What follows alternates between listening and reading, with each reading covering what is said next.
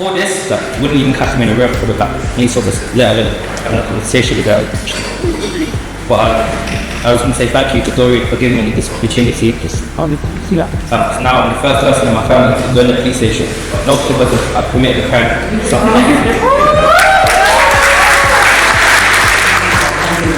How confidence can take you miles.